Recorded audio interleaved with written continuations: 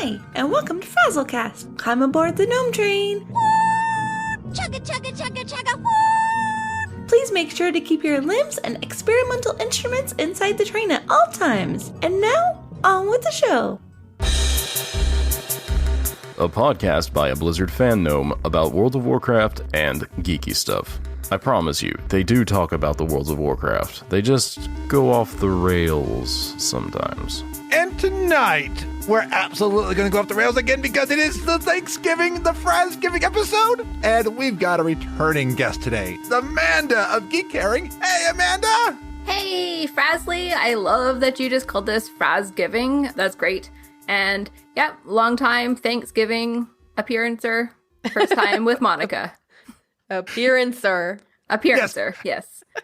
I have to give Tom credit for the Frazgiving because Fraz like, hey, Frazgiving, because I told Tom about all the stuff that was going on and not being able to go to family and stuff like that, and more than just COVID. And Tom's like, just call it Frazgiving. Like, I love it. Yes. Tom has all the best ideas. Tom is the brains of everything, let's be honest. He is legit the brains of most operations that I am involved in. Yep.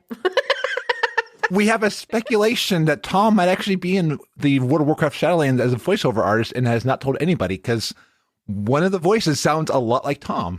That would be a nice pull-off. I mean, I will say I haven't noticed any increase in our bank balance. So, Tom, where'd you put the money? Maybe he's just smart like that, and maybe he just keeps it to himself. Maybe.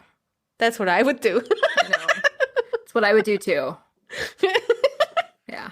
The other voice that you hear is the awesome Monika of Geek Herring. Yay! Hi! I'm awesome. Did you hear that? You are awesome. Fraz doesn't know me very well. Well, he heard a lot of weird things just recently, but it's fine. It's fine. I can handle. Good. It's all good. Well, I know somebody else who may not know you as well, but maybe they'll know you if they listen to this episode. Epic Insanity, what time is it? It's time to go around the table. Great idea. So what have you been up to recently? We'll start with our newest guest, Monika. Dealing with my PlayStation 5, even though I only touched it last weekend for the last time because work and all that. But that's a nice little toy that I have now, and I'm excited. What is one of the games that you're like really obsessed with right now on the PS5? There are two that I've started to play on the PS5, and it's Astro Playroom and Bugsnax. And I also downloaded Spider-Man, but I haven't started it yet. So I have to say it's Bugsnax right now. Oh, it's so so adorable. Cute. It is adorable. It's pretty fucking weird as well. Like, it's super creepy, but it's still adorable. They are bugs and there are snacks at the same time, and when you eat them, you become them. So that's a bit weird, but it has a cute lesbian love story like 2 minutes into the game. So that's amazing, and I otherwise enjoyed it. I got to play Bugsnax because I was watching, it was either Watermelon or just Nick. Somebody was playing it, and like the Strabbies and like they're like saying all these cute things, like, oh, it's so cute, I love it. It reminds me of Booblets. They get borderline annoying after some time because they always like bonga, bonga, bonga, bonga, bonga, and they don't stop saying all the shit. So that's a bit annoying after like 15 minutes when you try to figure something out and it doesn't work. But otherwise, it's great. It's like Pokemon, but even more like Pokemon never stops saying everything at all. I've never played Pokemon. Okay, but they're always repeating stuff. And Monika, why should you never take Pikachu into the shower? I don't know. Oh, dear. Because he will peek at you. Okay. I mean, at least I got that one. That's an improvement already. Wow. Starting the morning off right. Monika actually gets a joke. Yeah. Fuck you, Amanda. How about that? I like it. And Amanda, what have you been up to? Living with crappy internet, watching lots of Sons of Anarchy. Just started season 6, so we've got 2 to go. Ooh. And that's a good binge, this. Well, Ooh. you know, we're trying to get it done before Tom comes over. Okay. We have like 26 episodes to go. I think we can do it. Yeah. Does Tom not like Sons of Anarchy? He just hasn't seen any of it. So it would be weird to be like, hey, start watching this show with us. We're on season 6. Yeah, you haven't seen anything about it, and it doesn't need context at all or anything. No, right. That's the one that I need to watch and all that. And it's an experience. it's definitely on my list, but And like last night would have been perfect time to watch a show, but last night I was playing on my Nintendo Switch. Yay! Finally, I've joined the Switch world, and I am loving it so much. I was playing Luigi's Mansion last night, and I actually kind of dozed off on the elevator because it's playing this nice music in the elevator, and you're just like, I was like, I need to actually be doing stuff because I think it's Dr. Egad's like, come on, Luigi, you gotta get stuff. You've got to get the ghost, and I'm like, it's just so nice in this elevator. There's no ghost here. This is good in Animal Crossing. They don't tell you to continue doing your shit. You can just stand around and listen to the music and fall asleep next to it. Yes. And that's a game that I've been delving headfirst into, and I had a few amazing benefactors who helped me get a basement down to my house. So now I'm working on paying off the final Nook Bells payment before I can then get the housing one. So I've got a couple million that I'm working on to pay on the final. But Tom Crook, Nook the Crook. Yes. No, I've heard, and it might have been you or somebody that was saying it. Oh, no, it was EJ. EJ told me that actually Tom Nook apparently sends this money to an orphanage. So it's not all that's bad. Just to make yourself feel good. I don't think he does that. Okay. He's just like underneath, the community center. It's really just like a pile of like a bathtub or like a pool full of bells. He's just like Scrooge McDuck, and he like climbs down the ladder at the end and just goes for a swim. I'm convinced he does that. And he drugs Isabel and gives her a lot of whiskey to drink and Bloody Mary so she won't ever notice. And that's why she's shaking her head all the time when you log in, because she's already has this kind of thing that she has to start her day with, because otherwise she would just figure shit out and notice that that's not what she wanted of her life. 2 facts. I love that. Oh, wow. I love this whole fan fiction that has been started. And like over on Ben's channel, Charlie has an amazing backstory for one of the villages. I'm trying to remember who it was, but he was talking about it yesterday, and it was absolutely amazing. Charlie's creative brain searches its kind. Yeah. And then otherwise, in the World of Warcraft, I've been in the Shadowlands. I've been in Bastion and finally made it to Maldraxxus. So really enjoying it. I'm seeing, I believe it's Thrall's Ball. Oh, Sorry. So Monika knows about Thrall's balls. Wow. What? No, I just... that was me. Glad that I sounded like Monika. I just had a very big question mark on my face, and I was just like, yeah, sure, whatever you're saying. Must be Thrall's balls. Thrall's balls. Sorry. Because I was impressed. My nephew, Squid, actually retweeted GIFs of Talius and Eventel. So I was like, my nephew knows some of the memes already. I'm like, wow. That's awesome. Go Squid. Yes. Can't get around the memes, can you? No. And I think memes are universal. The same way that gaming is really universal in a lot of ways. And Monika, you may not play World of Warcraft. No. But... I mean, I tried, but I couldn't, so no. One day we will get you, and it'll be excellent. I don't think so.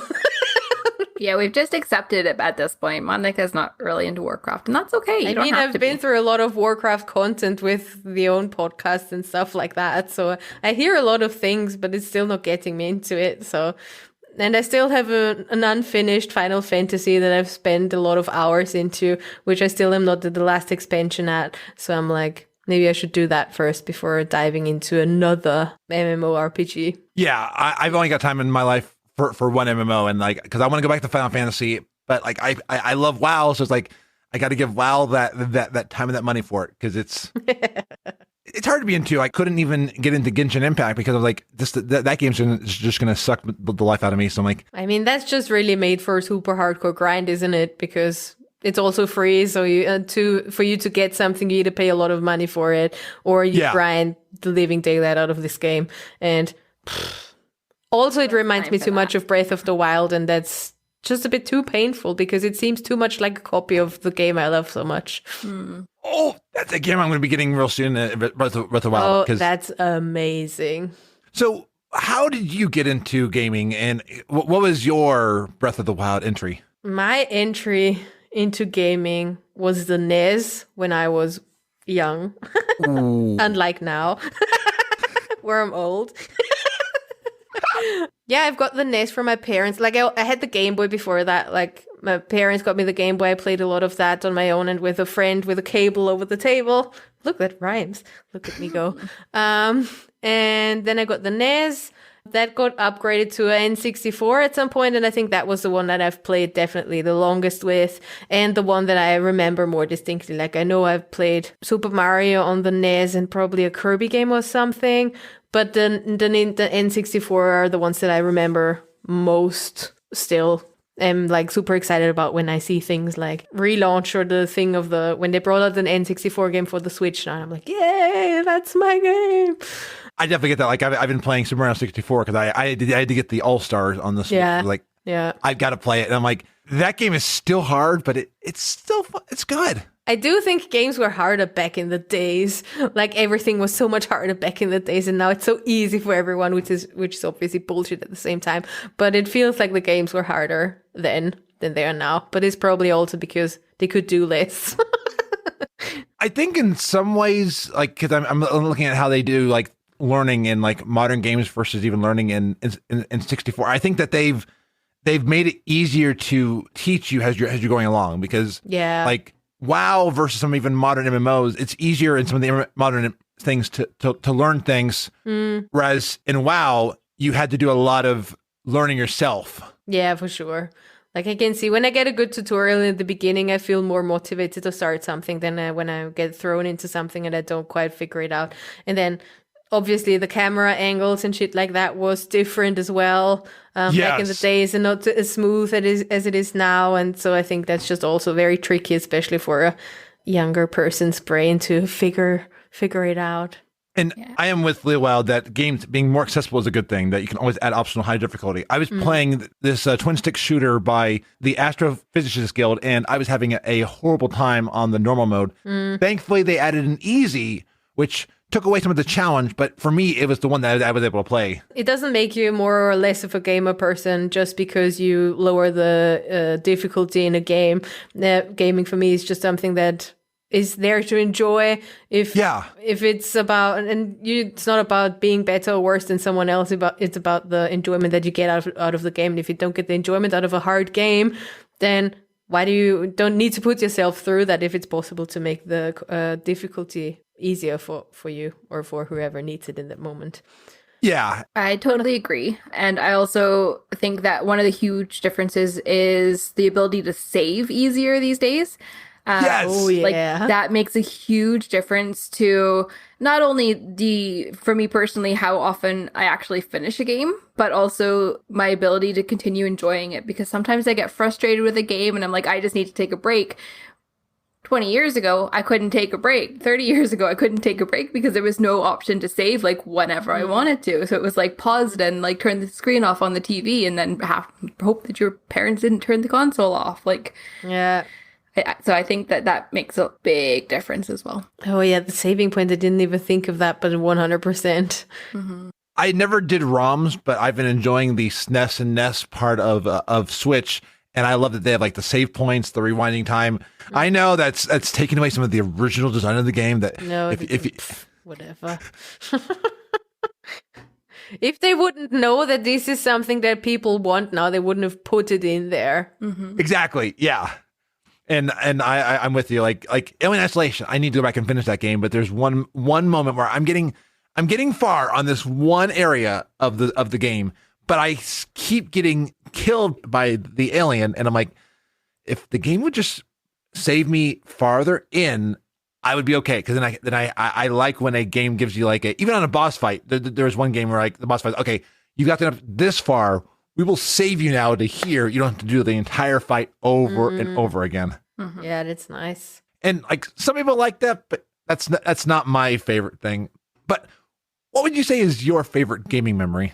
Games for me previously were never really, because Nintendo isn't known for the playing together situation over the internet or something. And as far as I remember, I was one of the only ones in my area who was into all of that shit, and people just came over and played with me.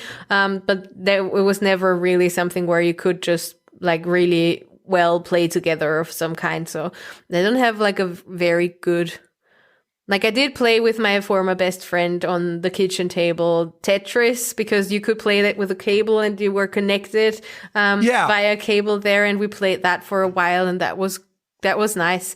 Other than that, it was mainly something that I did on my own, which is not always super exciting, but I mean fun enough at least. I remember being on a ferry between we were over in Williamsburg. When we were heading on this ferry, I had my Game Boy. Well, somebody else had a Game Boy, and we were both playing Pokemon. We actually transferred Pokemon between each other. So like I had like the cable, and my parents always remember that like to them it showed them what is a isolating activity was actually socializing with both of us. Yeah, for sure. Yeah, for sure. And I think it's way easier nowadays than it was back 30 years ago. Oh yeah. So it's just it's got a whole different social aspect to it now than it had back then. So I do think it only improved since I was a kid, for sure. We've got the internet, we got infrastructure, and I mean one area where I think it's really improved, and is one area that I'm excited for, is you are a mod on a few streams, and you're also a streamer yourself. What does streaming mean to you, both as a viewer and a streamer? I did know that Twitch existed from Amanda and Tom, obviously, because they were like, Tom was occasionally streaming and Amanda was with him on the stream for some time, and you were streaming as well. So I kind of knew that people were on there, but I was also like, don't get it. The platform is kind of weird. I don't know. I'd rather play it myself. I don't know. And then when we moved over with Geek Herring to Twitch in general, it all just suddenly started to change for me, because I saw that it's not really just about whatever the person is playing. Number one, it's about finding the right kind of people that you can follow, that you enjoy watching. And it's also very much about the people that are in chat and about the community. And I was always a community person. Like, communities is something where I'm just, I don't know, thriving, where I'm getting excited, where I get super obsessed with things when it's connected to community. And when I noticed that was going on, that was something where I'm like, well, my life is on Twitch now. Yeah. It took also that experience to see that it's not about, because what it was for me is that people would only watch you play a game when you're really good at it. But that's not really what it is about. Like, it's you enjoying yourself and the people who watch you and can enjoy you playing. And that's basically what changed for me in this year, because I wasn't active on Twitch before. And I just like the community aspect of it. I like that you can connect with people. Like, that's basically the main reason why I think streaming in Twitch is pretty amazing. And I can do stuff that I initially did on my own all the time. And now when I'm lucky, I have good company that basically is there with me, that maybe when I struggle, they help me out.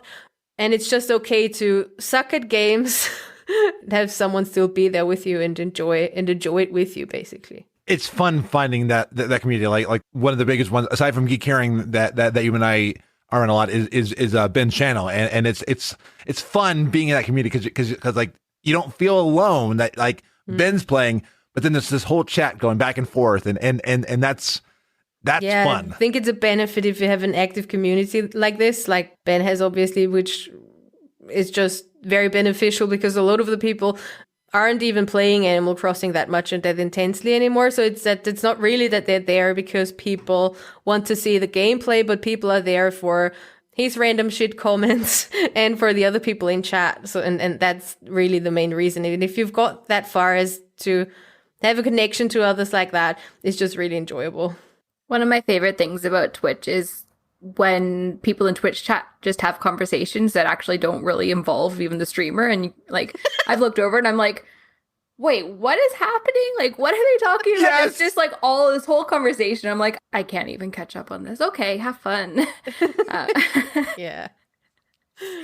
Fun fact, I first started streaming like about maybe 5 years ago, because Tom was like, you can make money playing video games on Twitch. And I was like, what? And he was like, yeah. So put some makeup on, wear a low-cut top, and let's play Hearthstone. And I was like, oh, okay.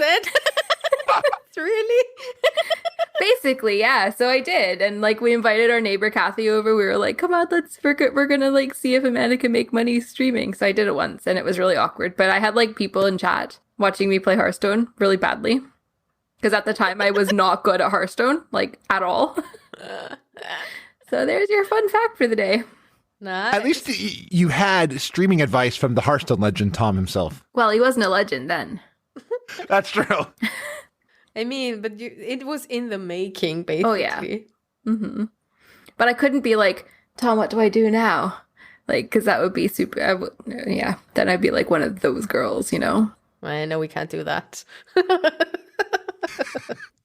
I saw the air quotes. We should maybe mention the air quotes because people on the podcast can't see them. So Amanda just did air quotes, everyone. Over those girls. Yes. Because you both run a podcast and a community. It is more than just a podcast. You run the podcast community, Geek Herring. And for those who may not know, what is Geek Herring? Geek Herring, official definition, is a podcast focused on intersectional feminism and geek culture.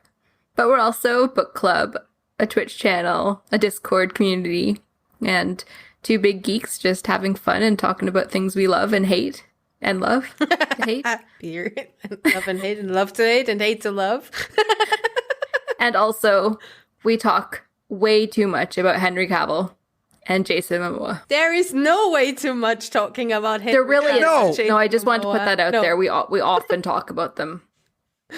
We do. We really do. We really do. But it's great. How did the two of you meet? Well, we met in floor another is online yours. community. The floor is mine. We met in another online community. It was a business course that, like a free challenge that I took. And here's this like really weird person hopping in my DMs on Facebook, like nonstop over the week. Because at the end of the week, you had this opportunity to like buy the paid program and get a paid community. And I was like, I don't really know if I want to do this, but I had this person in my DMs like the whole week. And then we had to do like a live stream, and I showed my feet on the live stream. Mm-hmm. Monika was like, you showed your feet, you need to join, you have to join. And I was like, oh, for fuck's sake, fine, I'll join this fucking inner circle. And I was like saying to Tom, I don't know who this girl is, but she won't leave me alone. Right. That's exactly how it went. And I'm the weirdo because I was definitely not the one who showed the feet on stream live to I don't know how many hundred people. But sure, make me the weirdo. You're the one who seemed really excited that I showed my feet. And Not just because you're so bonkers, not because you actually showed your feet. I was just excited by your drive to just don't give a flying fuck and embrace your weird. Well, I certainly did that. Yeah. And I embraced my weirdo because eventually I was like, actually, Monika's pretty cool, even though she's weird as fuck and won't leave me alone. And I mean, like 3.5 years later, I'm pretty glad that she didn't leave me alone. Well, I love that you put it in a way like I was almost harassing you. I feel that was pretty mutual back then. But sure, blame me. Maybe. I can go back into my DMs. I've downloaded like 16 gigabytes of Facebook files just very recently.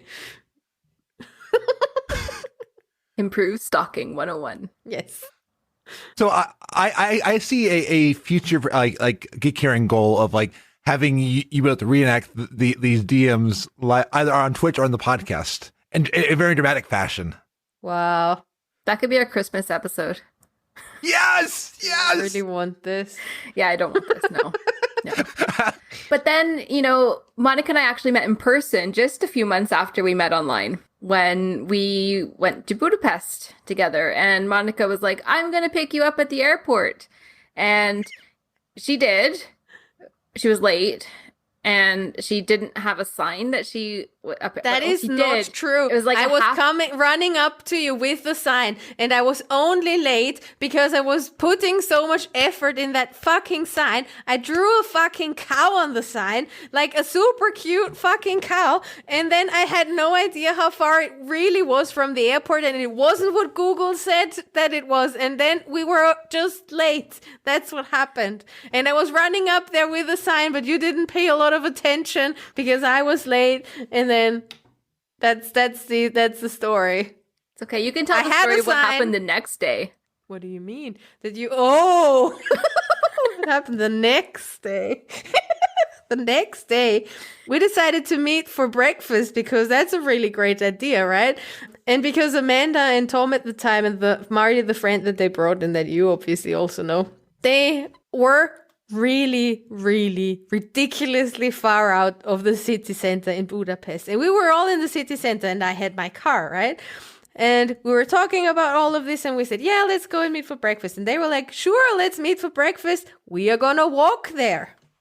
And it's getting later and it's getting later and they don't arrive and they just don't fucking arrive. And then everybody was already ridiculously starving and I couldn't believe it that they just walked so far because why the fuck it's breakfast time, right? And then Amanda almost ripped my head off after like the third time that I asked why they were even walking there. And she was like, it's great to walk and we couldn't get money out of the ATM. And she almost killed me there. And I was like, oh my God, let's just get her some food. And I was like, okay. I was eating my breakfast and we ordered it there. And it was supposed to be a super great vegan place. And all they had, unfortunately, was porridge. Porridge. That was vegan. And it wasn't even really big. So we all had like the smallest bowl of porridge I've ever seen in my life. And she was almost dying at that point. And we were all eating our super fancy. I don't even know what I had, but it was more than what Amanda got.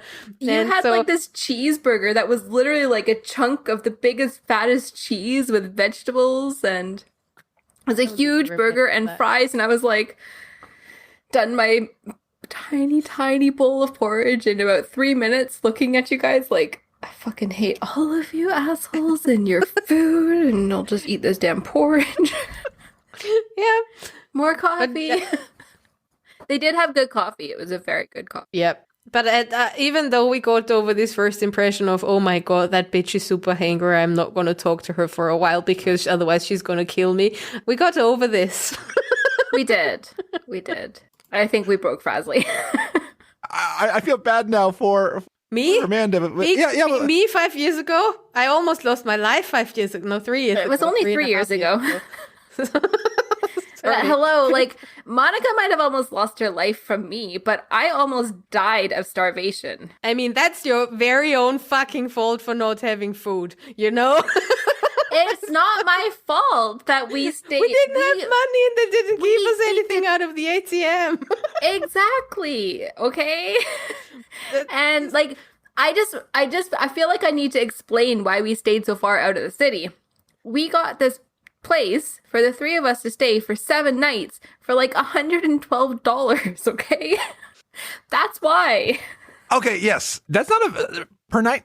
That's not a bad price, really. No, like no, for the week. For the week. Oh, wow. Okay. Yeah. Okay. Because I'm thinking 112 per night. I mean, it's on the higher end of it, but I mean, that doesn't sound too bad. But a week? Yeah, okay. A lot of you're like, oh, it's not too bad for a night. Actually, I think it's super expensive, but I'm just saying it's great because they say it's great. Oh, considering like staying at BlizzCon last year cost me $500. Well, okay, that's like in the city as well and all stuff like that. So that's just a whole other ballgame. After this breakfast of happiness, but also disappointment, how did you two decide to start Geek Herring? Oh, this is a good story. It's all the asshole stories today. It's unbelievable. Like our entire relationship is all made of assholery. What does that say about us, really? I don't know. And I never noticed it until now. What the fuck is going on? Such bitches. Unbelievable. Well, you're first. Amanda and Monika, officially assholes. Friendships, relationships, everything. I had a feeling already, but I wasn't that obvious. Okay, we're all part of the same kind of community, and you also know all the people that we're going to mention right now, Fraz. But you know, Tom, Amanda's fiance, and Marty, and Dusty, and Ryan, and Michael. They have all of them. Oh my God, I'm so good. They all, nice. I'm so good. They started this, and I was super excited up front. I'm like, oh, that sounds amazing, whatever. And then the first episode comes out. And in pure Moni fashion, who is not a words of affirmation person, but also like just a super fucking asshole sometimes, super oblivious. She just, before even saying to Tom, oh my God, this is amazing, I love it, what I did was asking Tom, why the fuck are there no girls on this podcast? And Tom was like, I mean, you could have said it's great first. And I was like, and then Amanda and me were talking, and Amanda was also like, yes, why are there no girls on this fucking podcast? And then we were both, let's do one on our own, we can do this. And that's basically how it happened. And I had to apologize a lot to Tom Geek Herring out of this. anger and assholes. And Out of spite. out of spite. It's on brand, at least. It is really on brand.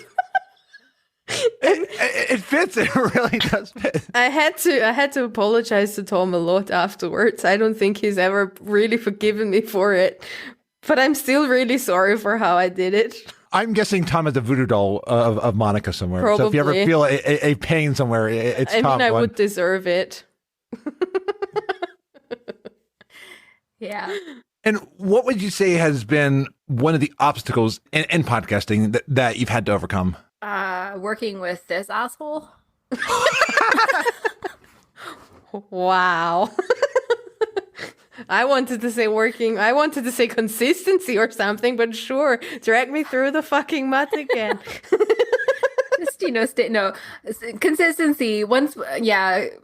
I would agree with that. Consistency for us was a big one. It's consistency for Amanda and I. That's, I think, the biggest issue. Because I don't think anybody who knows us would have thought that we would be able to pull through with this for 2+ years now without like missing too many episodes and with actually bringing out the episodes on time and stuff like that. So I don't think anybody ever suspected that's going to happen. But we did it.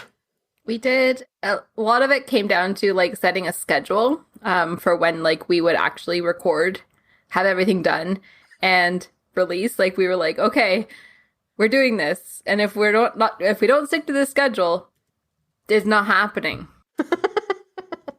Which I think is absolutely true. That like you need a schedule because like this is one of my podcasts that has a schedule that I stick to, and without it, I don't think I would be able to keep it as long as it's been going. Like we're at 182 episodes by now, and it's wow. only with that schedule. Yeah. It's really also like carving out the time. So just saying once a week, or not only saying I do it once a week, but having like the specific time, specific day that you're doing it on. Because then you can plan the rest of your week around that. And especially when you're working for yourself, as both Amanda and I do, then that's just otherwise it gets really tricky to be like, I can't do this now. I have to do this for my clients still, or other things like that. Or I'm not feeling too great. And I think which we did way more often in the beginning, that we were like, we're like either Amanda wasn't feeling well or I wasn't feeling well, or we weren't in the mood because we didn't have that schedule set. So we were just like, yeah, let's not do it now. Let's do it like tomorrow or the day after.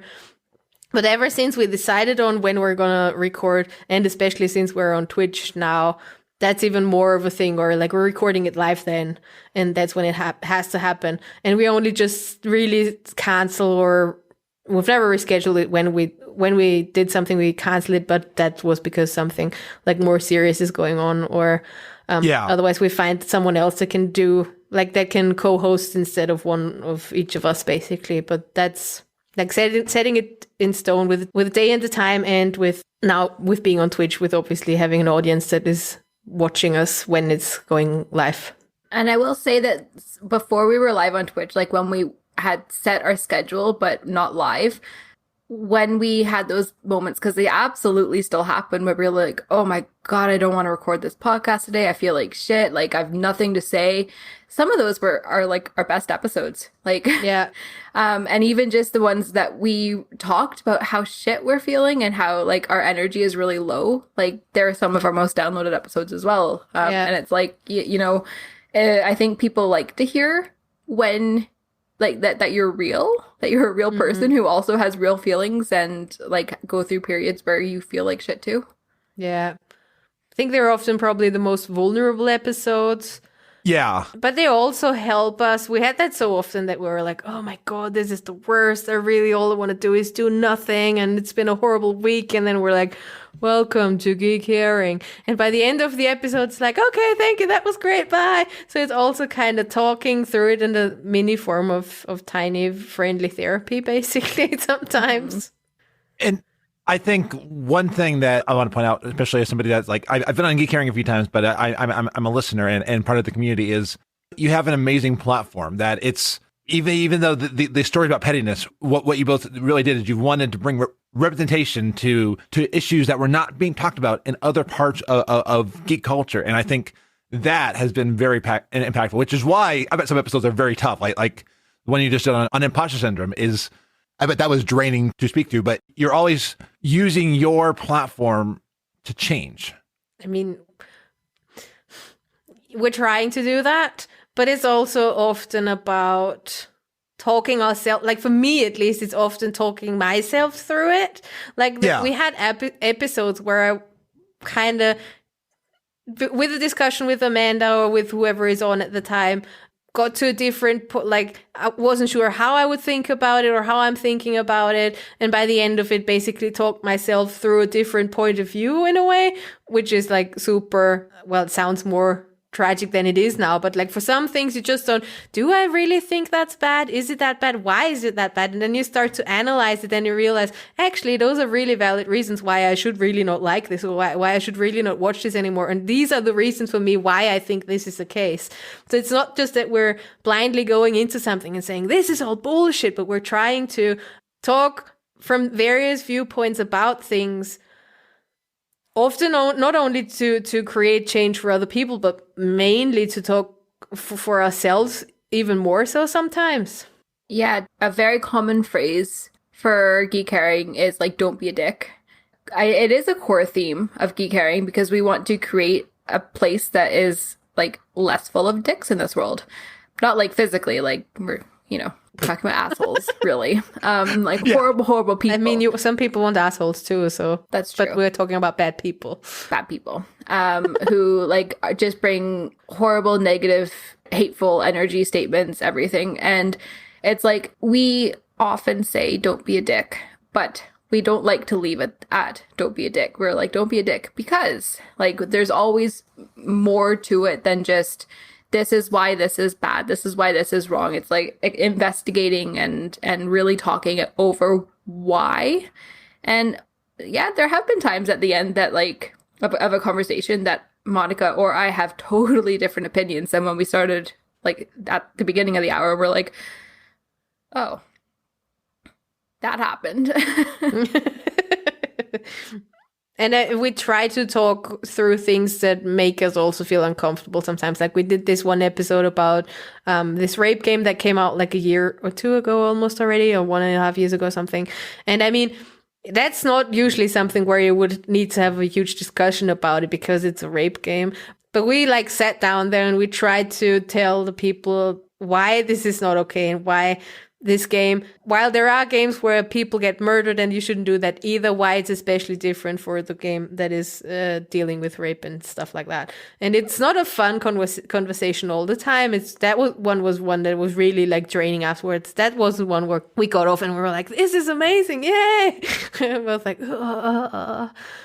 But we tried to do it and hope to change some minds or change our own minds. You both have definitely changed my mind in a lot of ways. Like you've widened my perspective, and I have to thank you both for the impact that they've had on me. That like I've become more vocal on my platform, on my podcast, on all this stuff because you've inspired me to speak out on issues like this. I mean, when I started this podcast, I never thought I'd be talking about topics like what we're talking about right now or what we talked about before. I mean, I never would have expected to talk about race on this podcast, and it's a discussion that needs to happen more. But you've inspired me to open up these discussions that need to happen.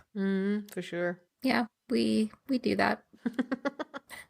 Sorry, it just makes me laugh. We put out a job ad the other day, actually, and like in the job description, I literally just said like we talk about really important shit because we do. I'm glad to see more and more of this stuff being more and more center stage, and that it's there's still like ways to go because right now there's discussion on Twitter about like fake allyship in so many different areas, but at least it's becoming more and more important for people to speak out on this if they want to. But I think it is more critical nowadays to speak out on these issues than to stay silent. I wonder if that's a bit of a pink elephant effect.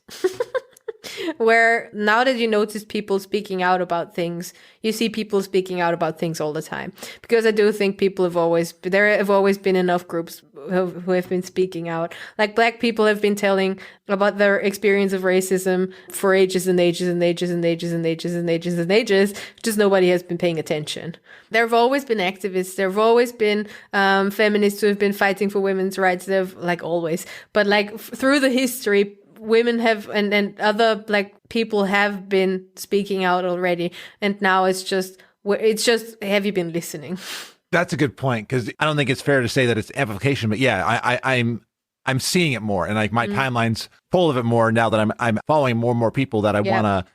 I mean, it's curated. You're curating your content like this. I told somebody that my Facebook is full of white conservatives, and my Twitter timeline is now rainbows, and I mean that in all spectrums of color and diversity. And I think it's important to diversify your feed like that.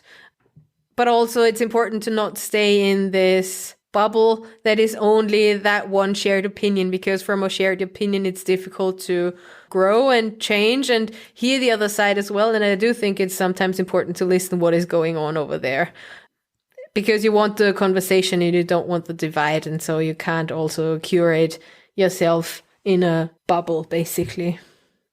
And we're all in some kind of bubble, and especially on social media, it's very easy to be in that specific kind of bubble. But I think it's important to be aware of that we also can't stay in that one, because that's not representation of real life either. Yeah.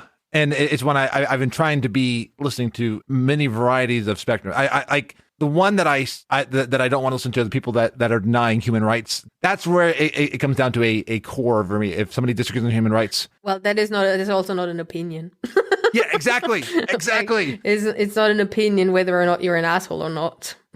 Because if you think you're superior to somebody else, then that's not really an opinion. But I think often behind all these messages and behind all these phrases that people are shouting out because, I don't know, Proud Boys and whatever and shit like that, there is some deep reason behind all of that. And that's not just because they're assholes, but because they're afraid, because they're worried, because they're scared, because they have been going through shit as well. And if we don't start conversation, like there still needs to be place for a conversation, because otherwise you can never get the divide if you're always like, but you're just an asshole. And especially because it's so often the reason that when people talk badly about something, they also always have the excuse. So whoever is xenophobic or racist or whatever, they never mean people that they know. So it's when they have a Black friend, it's like, yeah, all the Black people. And then one Black person says, yeah, but I'm also Black and I'm your friend. And I'm like, yeah, but it's not you, it's the others. And it's always the fear about the other thing that you don't know.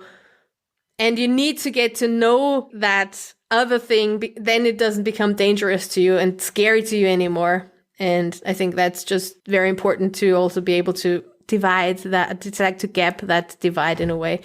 Though, yes, I'm like, when you're against human rights, it's really hard to get over that gap. But some things you just can't ignore, because even like my family or my in-laws and stuff like that, they've not seen anything in their life, and they all say words that I would never, and that I would never use, and I would really not want them to use. But they're coming from a different time and place, and I need to be able to understand where they've been coming from as well, because I can't just say you're an idiot, you're shit. That makes me superior as well. Like that puts me in a superior position as well, which is what we usually criticize when racists feel themselves superior about other people.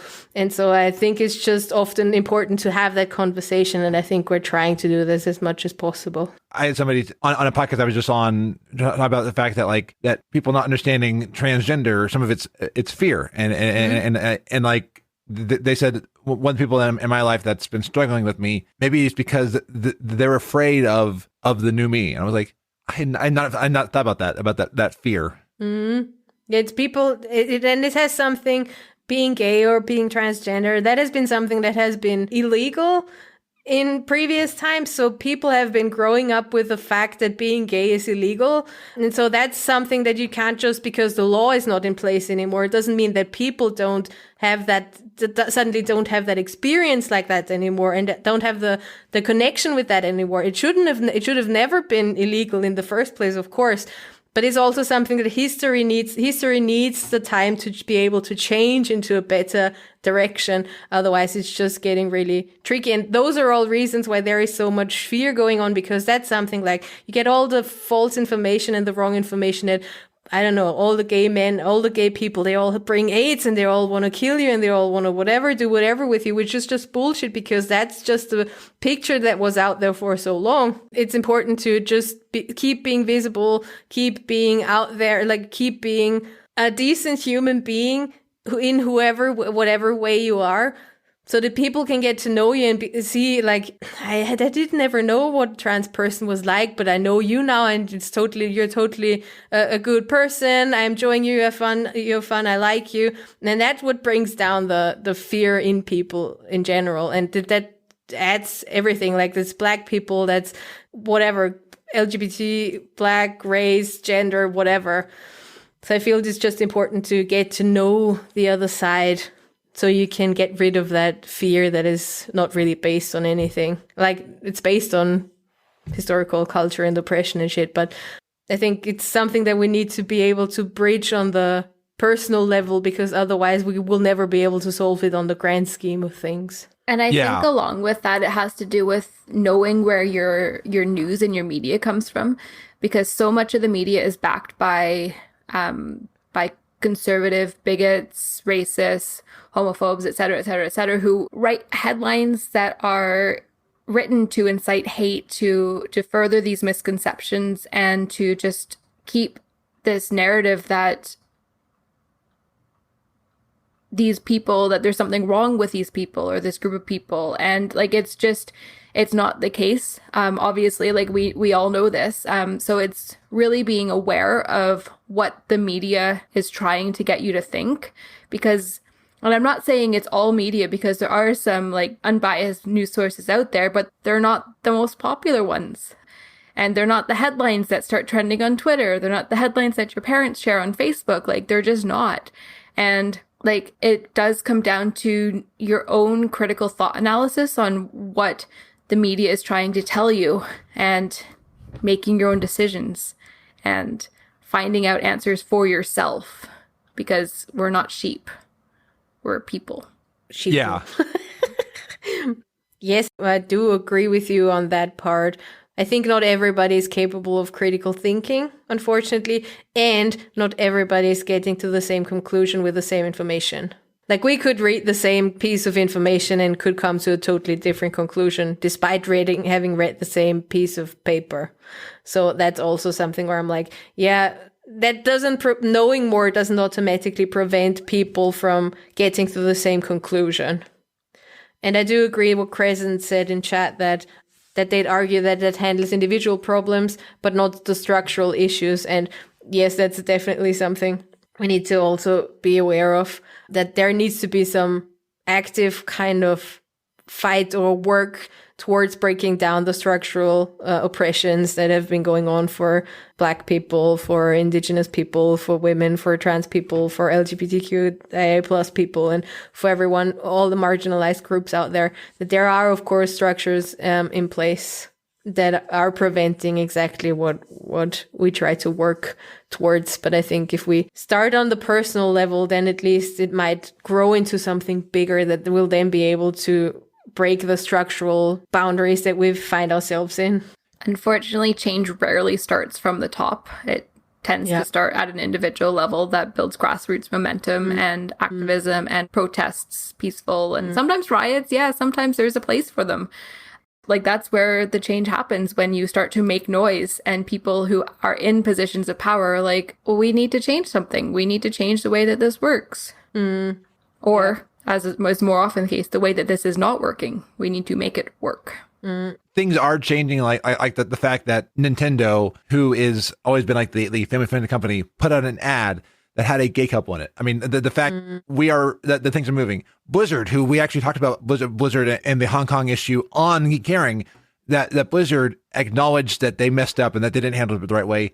And then during Black Lives Matter, they spoke out on it more. They're changing as a company, and small people have been working to change voices. And I think if we all add our voice and use our voice and our impact and our platforms, we can over time change things. It's not going to move fast. I've seen a change even in the last year of what I've seen. Again, it could just be the echo chamber that I'm in now, because I am in a new timeline chamber, but I've seen a change. Yeah, I think change is always something that you also only see in hindsight. It always seems at the moment that nothing is moving. But then that's why history and knowing your history is so important, because if you don't know what the second wave or the first wave feminism has fought for, you will sit here and be like, but we have everything already, and there is nothing wrong with how we've come so far, whatever. But there are so many important things that need to still be discussed, and it needs to still change. But you need to also be aware that it was also way, way, way worse already. So we've already come a certain way in a certain amount of time. And for that, I think always the perspective to the past is really important.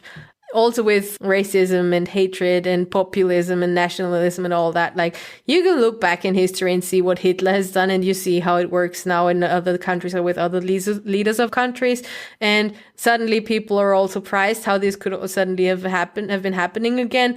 That's because people don't look back enough and don't see that this has all that's just a repetition, and the world is going in waves, and it comes in circles again and again and again, and we deal with the same issues again and again and again, but we deal with them differently every time. So I think we just have to go through few rounds till we can move this carriage forward slowly but steadily. I'm going to keep talking about this stuff on this podcast. You both are going to keep talking about it on Geek Herring, and I think through time we can change that. I already had somebody who emailed into the show saying that their perspective changed because of something that was said here. So it is small work here and there, and I'm gonna mess up as an ally, and I'm gonna make the mistakes. But I'm gonna always strive to be a better ally for things that I don't identify with, and then be a better role model for things that I do identify with. So looking back, we can all say that 2020 has been shit, but I never like ending a Thanksgiving episode without at least saying something that we were thankful for this year. So Amanda, what are you thankful for this year? I am thankful that I am doing Geek Herring with Monika, and that all of the good things that have happened with Geek Herring and the platform and who we're meeting and who we're talking to, and just everything to do with that. I'm super thankful for it. And I'm also thankful that despite there being a global pandemic, I have been able to be at home with my family while we're doing some big family health crisis stuff. And even though it's hard, I am thankful to be here. Monika, how about you? I mean, it's 2020, it's a fucking pandemic, and we're still alive. I think there's something to be pretty much thankful for. Basically, what we have all been experiencing with Geek Herring this year, I feel there has been a boost in everything, really. We're showing up more, we're out more, we're there more. We're creating a great community. We met amazing people, and that wouldn't have happened if the pandemic wouldn't have been happening. So it's also thanks, COVID. It has not been the shittiest of years. Pretty shit year. Pretty shit year. And yes, it's really the shittiest year, but for me personally, it's still not the shittiest year I've ever had. I have to thank Crescent Raven for, during the stream on Tuesday night, they brought up an interesting analogy of what 2020 is. That it's like sandpaper. That it's hurt.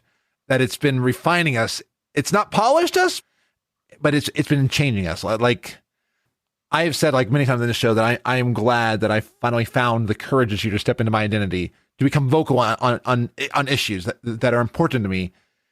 And it has been the ultimate best thing that has ever happened to me, that I feel better. I was talking with Rude Animes last night about how I feel like I've got direction now in my life. And in my stream, my podcast, I feel like I've got a direction, and I'm something that I can root for and fight for. And it's fun not feeling broken. So 2020, I'm going to come out of 2020 finally knowing who Frazley is. And that's part is amazing. Yeah, for sure. Definitely.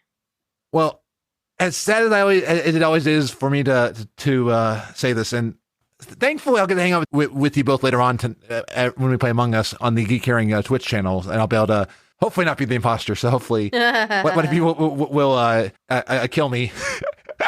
But it sounds so wrong, but in Among Us context, it makes sense. Totally. So thank you both for joining. It is an absolute a blast, and I'm sad that it went so fast. But where can we find you on the interwebs? You can find me personally everywhere at Follow Moya Crava, and Frazley's going to put that in the show notes because I realize it's a mouthful. And you can find the podcast Geek Herring on social media at Geek Herring. You can find us on Discord and Twitch. Everything just geekherring.com. And yeah, that there too, geekherring.com. We have a website. Yes, we have a website. And all the socials are also Geek Herring. And you can find me wherever on Moni does stuff. On Twitch, on Twitter, not on Instagram. On Instagram, I'm Moni Rocks Your Socks, but there's nothing going on, so you don't need to go there. It's true. I post stories occasionally. Sometimes. That's all that's happening. Activating customized orchestrated transporter.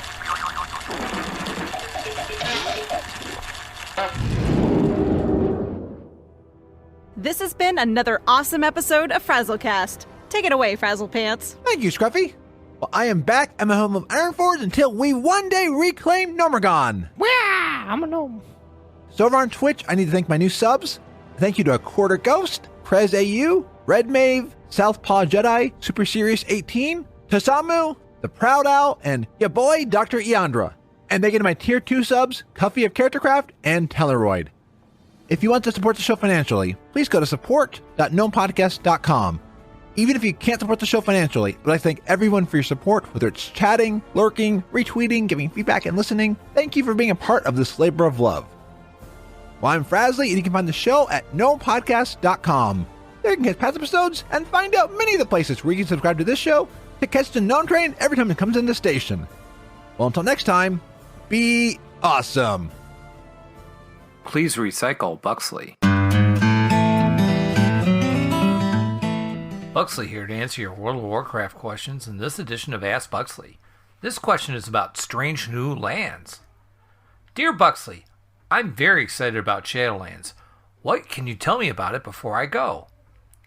Ah, Shadowlands.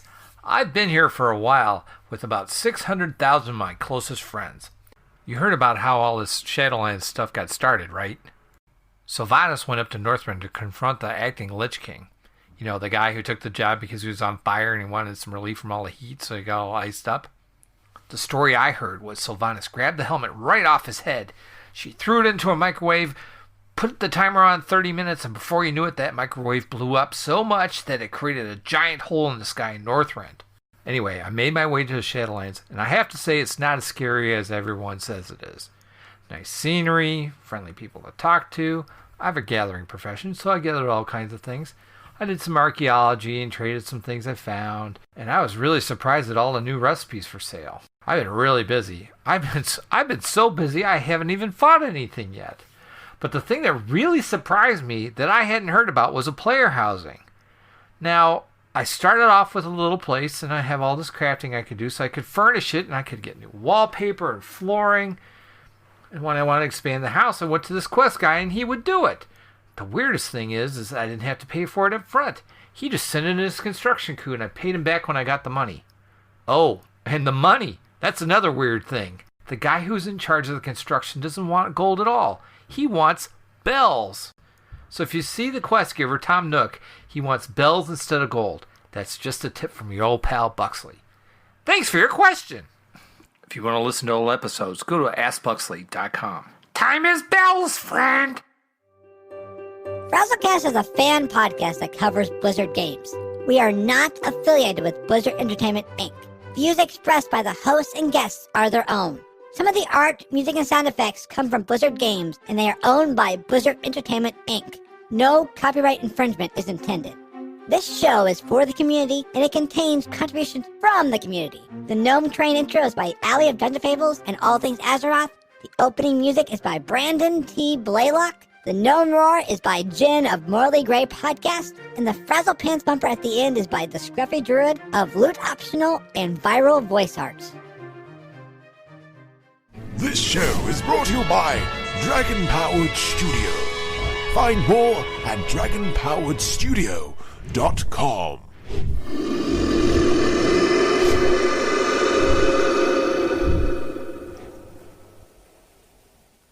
been fun. Farewell!